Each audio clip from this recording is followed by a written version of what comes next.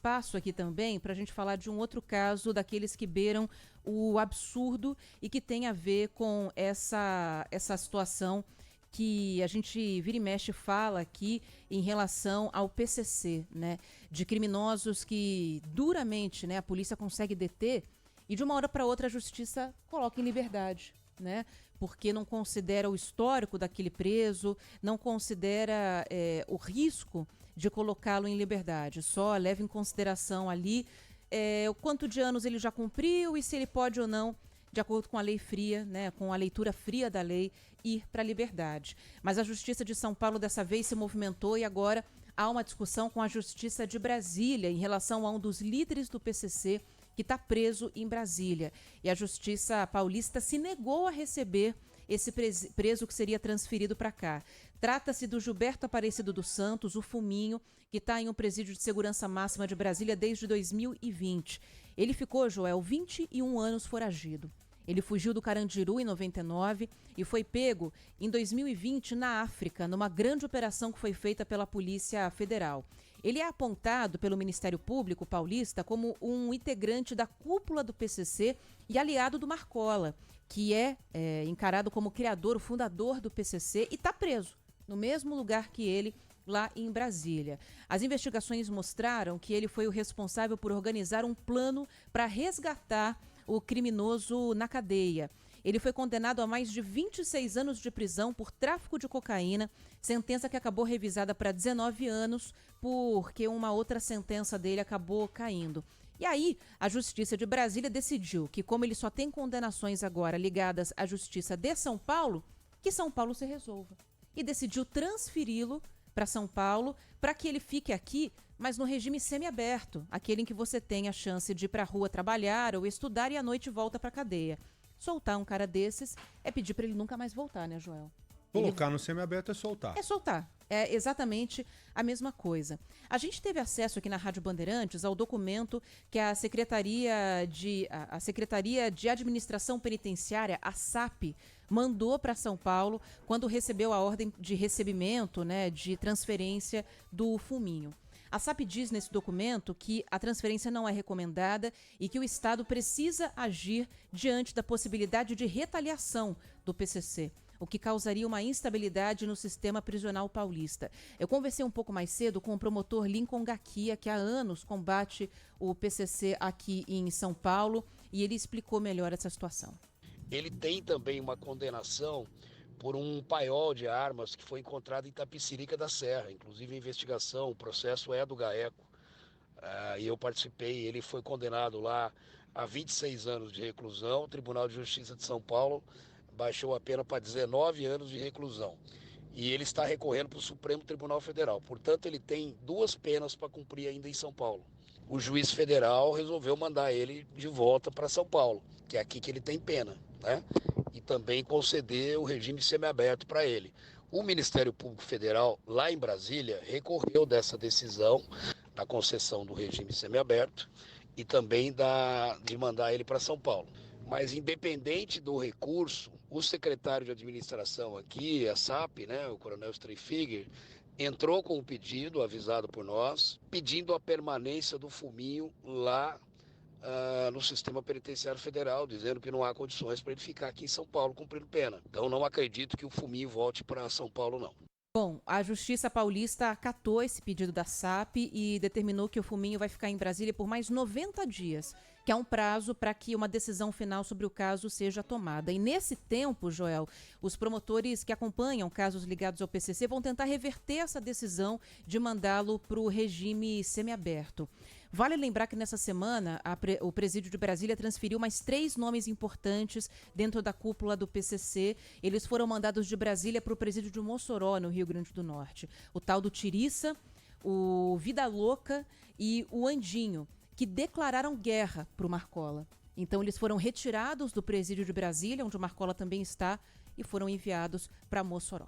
Agora, muito me espanta você pensar na possibilidade de soltar um cara desse ou retirar um cara desse de um presídio de segurança máxima. Porque é interesse de quem um sujeito desse permanecer no sistema de segurança máxima nacional? Da própria União. O próprio Brasil, país, deveria ter interesse em fazer o possível e impossível para manter esse cara, não em qualquer sistema penitenciário, mas sim no presídio de segurança máxima. Os presídios de segurança máxima existem para isso, para você colocar os caras que são fora da curva, os caras que têm um grau de periculosidade muito maior do que o dos outros. Então, se você progride um cara desse de pena, se você permite que ele venha para o regime semiaberto, claro que na próxima saidinha ele sairá e não voltará. Um sujeito que ficou 21 anos preso, 21 anos foragido, qual que é a intenção dele em cumprir pena? Absolutamente nenhuma. Então, colocar no regime semiaberto é soltá-lo. Quem que ganha com isso?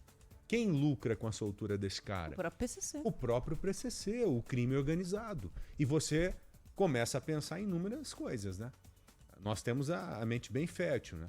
Quando uma decisão dessa é tomada, e para um bom entendedor pingo é letra, você passa a pensar em um monte de coisa que pode ter acontecido. Então é de entristecer qualquer um saber que esse jogo pesado contra o crime organizado, ele está cada vez mais difícil de ser vencido. Por vários motivos. É o tal do sistema mesmo. O sistema que favorece pra caramba esses caras, meu. Parece que o cidadão de bem, ele está cada vez sendo colocado em uma posição inferior. Cada vez mais ele está sendo subjugado pelo sistema que segue crescendo. Vocês entendem a gravidade que é você colocar um cara desse no regime semiaberto? Como foi grave soltar o André do Rap? O André do Rap, informações, claro que extraoficiais, absolutamente extraoficiais, dizem que ele está na África, no mesmo lugar que esse cara estava, na mesma região em que esse cara foi preso aí. O Fuminho. O Fuminho. Então, minha gente, é com muita tristeza que a gente noticia isso, mas não tem como você aceitar essas coisas de forma orgânica. Nós temos que seguir lutando, amparando agentes profissionais, heróis como o Dr. Lincoln Gakia, que seguem nessa luta fazendo o impossível para fazer com que a lógica seja aplicada, fazer com que a lógica seja mantida. E a lógica é qual nesse sentido aí, nesse caso? Um bandido perigosíssimo, um dos piores bandidos da história do Brasil, que tem que ficar dentro de um presídio de segurança máxima. Os presídios foram criados para isso. Ó, vou citar um exemplo para vocês dentro desse sistema absurdo. Tem um salve valendo agora em São Paulo. Salve é quando o crime é organizado, e tem tudo a ver com isso aí. Tem tudo a ver com isso. Salve é quando o crime organizado, de dentro do presídio, emite uma ordem, ou de fora também, emite uma ordem para atacar agentes públicos. Esses caras que estão no presídio de segurança máxima, claro que eles seguem as regras rigorosamente falando, porque é presídio de segurança máxima. E isso deixa eles em uma situação totalmente de desconforto, porque eles estão acostumados a mandar em tudo. Então as reações são inúmeras. Uma delas é esse salve de agora. Tem 2 salves, um em âmbito estadual, que vale para o estado inteiro, e um que, além do estado, ele é bem direcionado para o litoral de São Paulo. Especificamente o Guarujá, né? Mais para a cidade do Guarujá.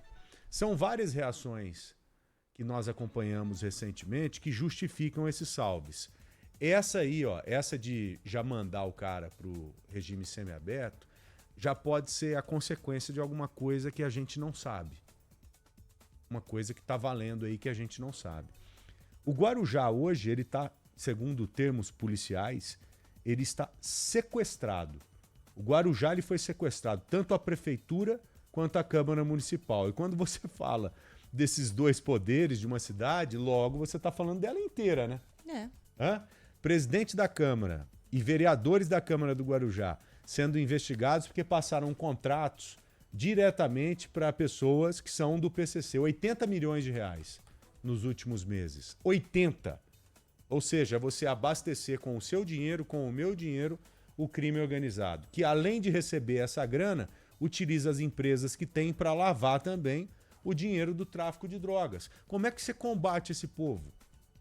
Como é que a gente consegue lidar com isso? Sabe qual foi uma das justificativas apresentadas pela própria Câmara Municipal do Guarujá em relação a essa operação? Quem disse isso foi o GAECO e a polícia, não é a gente não. Esses números todos aí, que quando é passado um serviço para uma empresa via licitação, a empresa venceu e que eles não checam os CPFs, os proprietários das empresas. Como assim, minha gente? Como assim? Você passa para a empresa tal e não sabe quem é o dono da empresa? Se o Macola for dono da empresa, passa batido o negócio? Como é que pode um absurdo desse? Olha como as coisas têm que mudar aqui, é na raiz. Não é no combate aí, enfrentamento do dia a dia, não a polícia atirando em bandido e tal. É na raiz, é você agir com inteligência. E inteligência, no mínimo, você, colocar um filtro ali a ponto de não permitir que uma licitação seja passada para uma empresa que tem como sócio um membro do PCC, né? Claro. Pelo amor de Deus, gente.